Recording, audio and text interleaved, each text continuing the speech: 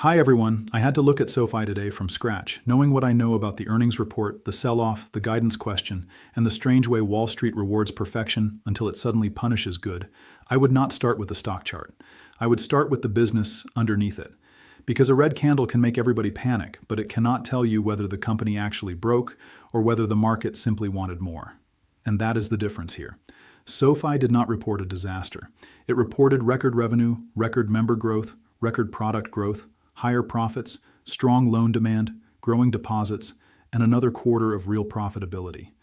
And then the stock got hit like management had walked onto the call and said, yeah, actually, we lost the plot. That is not what happened. Today is Saturday, May 2nd, New York time, and I want you to comment what day and date you're watching from. And if you value my content, support the channel by subscribing and comment John A.G. Best. Now, we need to slow this down because this is exactly where investors make emotional mistakes. They see SoFi fall hard after earnings, they assume the report must have been ugly, and then they let the market's mood do their thinking for them. But this quarter was not ugly, it was complicated. And complicated quarters are where you actually have to read, not react. So let me give you the framework. The headline numbers were strong. According to the latest publicly available filing, SoFi posted a little over $1 billion in quarterly net revenue, adjusted revenue grew around 40% from last year, adjusted EBITDA rose more than 60%, and earnings per share doubled from the prior year. Members climbed to nearly 15 million, and total products moved above 22 million. That is not a company shrinking. That is a company still scaling. But the stock dropped anyway. Why? Because the market was not only judging what happened, it was judging what management refused to promise. That is the whole story. Wall Street wanted a clean earnings victory, better numbers, stronger outlook, and a raised guide. Instead, SoFi gave strong numbers and basically said, we still like the plan, but we are not raising the full-year outlook yet. And markets hate that. They hate uncertainty. They hate caution. They hate being told, wait and see, especially from a stock that already trades like investors expect a lot. So the market punished the pause. From recent market updates, the sell-off was tied less to the reported quarter and more to unchanged guidance, a softer technology platform, and some loan platform expectations that did not fully satisfy investors. In other words, the stock did not fall because SoFi stopped growing. It fell because the market wanted management to sound more aggressive than management was willing to sound. And honestly, that caution is not crazy. Rates are still a major variable. Consumer credit is still being watched. Funding markets can change quickly. Private credit appetite can shift. And Fintech valuations have become less forgiving. A few years ago, investors would pay up for a great story. Now they want a great story, clean margins, reliable guidance, and proof that every segment is pulling its weight. That is a much harder test. SoFi passed some parts of that test beautifully. Member growth was one of the clearest wins. Adding a little over 1 million members in a single quarter at this scale is not small. It tells you the brand is still working. It tells you customer acquisition is still alive. It tells you people are still coming into the ecosystem even after years of heavy growth. That matters because SoFi is not trying to be just another lender. It wants to be the financial app people keep on their phone. The place where they bank, borrow, invest, save, spend, and maybe eventually handle almost everything around money. That is the super app dream. And for that dream to work, members have to keep growing, but products per member have to matter too. Product growth was also strong. Products climbed to a little over 22 million, and financial services products did a lot of the heavy lifting. That means users are not just opening an account and disappearing. They are adding relationships. And in finance, relationships are the real asset. One customer with one product is fragile. One customer with multiple products is much harder to lose. If somebody has checking, savings, investing, a loan, and spending activity all tied into one app, the app becomes a habit, and habits are valuable. That is why product growth matters more than a flashy headline. It is the difference between renting attention and owning a relationship. But here's the catch. Growth by itself is not enough anymore. The market wants to know what kind of growth SoFi is producing. Is it fee-based growth? Is it lending growth? Is it platform growth? Is it revenue that deserves a tech multiple? Or revenue that looks more like a fast-growing bank? That is where the quarter got messy. Lending was extremely strong. Total loan originations reached around $12 billion, with strength across personal loans, student loans, and home loans. Lending revenue grew sharply, contribution profit was strong, and demand from members and partners remained healthy. This was the engine of the quarter, and that is good. But it also creates the question, do you want SoFi to be valued like a technology platform or like a lender with a great app? because if lending becomes too dominant, the market may not give the stock the multiple bulls want. Lending is profitable, but lending carries credit risk. When the economy is fine, loan growth looks fantastic. When consumers weaken, everyone suddenly becomes a credit analyst. That is why this quarter deserves balance. The bull case says SoFi is scaling profitably, taking share, gathering deposits, and proving its model. The cautious case says too much of the excitement is coming from lending, while some of the higher quality platform-like pieces are not keeping pace. Both can be true. Financial services still looked healthy overall. Revenue there grew strongly from last year. Deposits rose by a few $billions to just over $40 billion, and average deposits now make up the large majority of average liabilities. That is important because deposits can be cheaper than warehouse funding. Cheaper funding is fuel. And if a lender gets better fuel while competitors pay more, that can become a real advantage. SoFi Money reached a little over 7 million products. SoFi Invest reached several million products. Brokerage fee revenue more than doubled from last year. Those are not tiny details. Those are signs that the app is becoming more useful beyond loans. But some pieces were odd. Credit card growth looked weak in new additions, even though the existing product did not appear to be falling apart. That raises questions. Is SoFi intentionally slowing card growth because risk-adjusted returns are not attractive? Is the product being reworked? Is management focusing capital elsewhere? We do not know. But for a company trying to be the everything money app, a credit card product that barely moves is something investors should watch. Now let's talk about the real sore spot. The technology platform revenue fell hard, down around a quarter from last year, after a large client fully moved off the platform before the end of last year. Enabled accounts were also lower than a year ago, though they improved from the prior quarter. That matters because the technology platform is supposed to help SoFi look less like a balance sheet lender and more like Fintech infrastructure. When that segment weakens, the story changes. This is not fatal, but it is not nothing. Investors wanted proof that SoFi had multiple engines firing at once.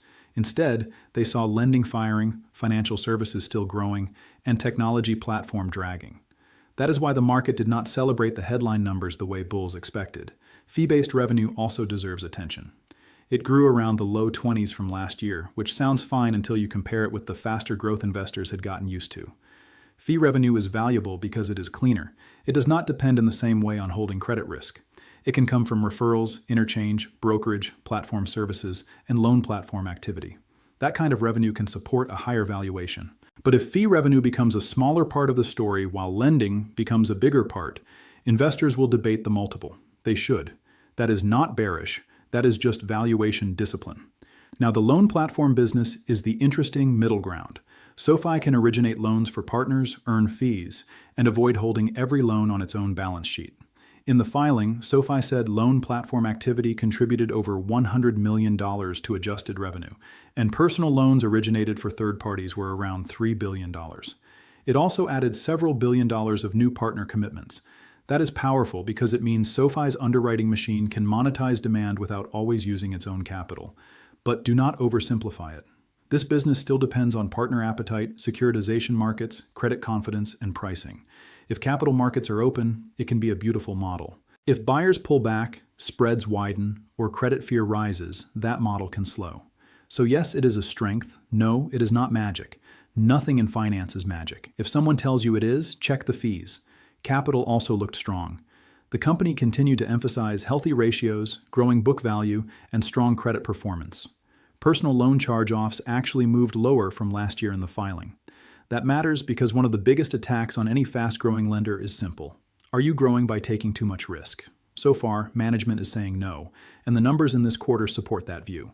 But investors will keep watching. They should. Credit risk does not usually announce itself politely.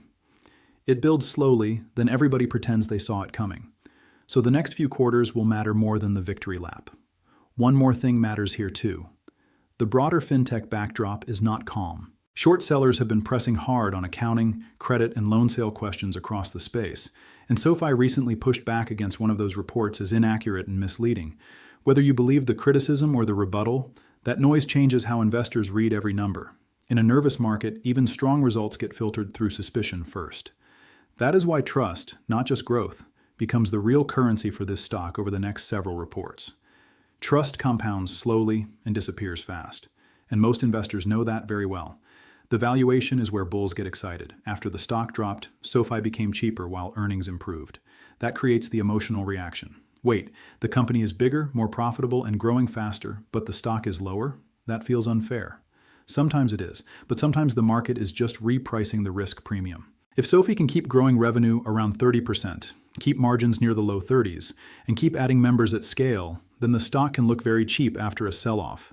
But if growth slows, if tech platform weakness continues, if fee revenue disappoints, or if credit worsens, the cheaper multiple may be the market saying, prove it again. That is the setup. And this is why I do not think the answer is as simple as buy the dip or sell the stock. The right question is, what would have to happen for the story to get cleaner? Number one, technology platform needs to stabilize, not just stop bleeding, but show that new deals can eventually matter. Number two, fee-based revenue needs to become a bigger part of the mix again. Number three, lending has to keep growing without credit quality cracking. Number four, management needs to turn cautious guidance into beatable guidance, not disappointing guidance. And number five, members must keep adding more products, because that is what turns SoFi from a lender into a financial operating system.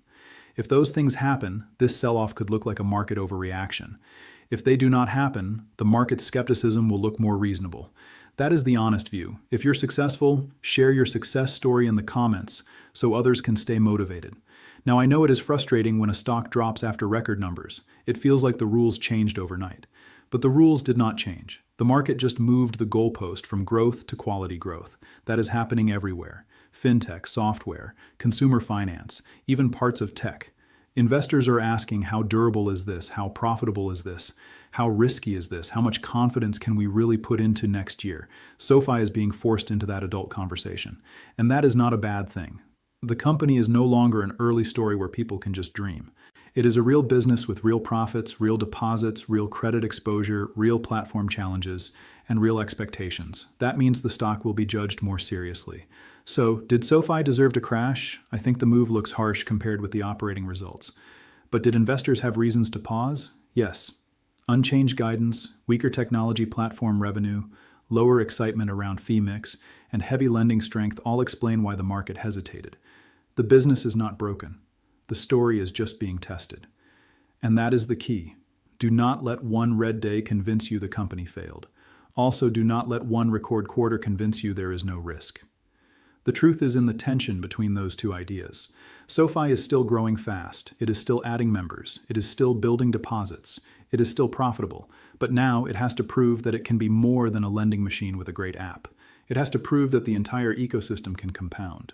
That is what I will be watching. And I want to know what you think.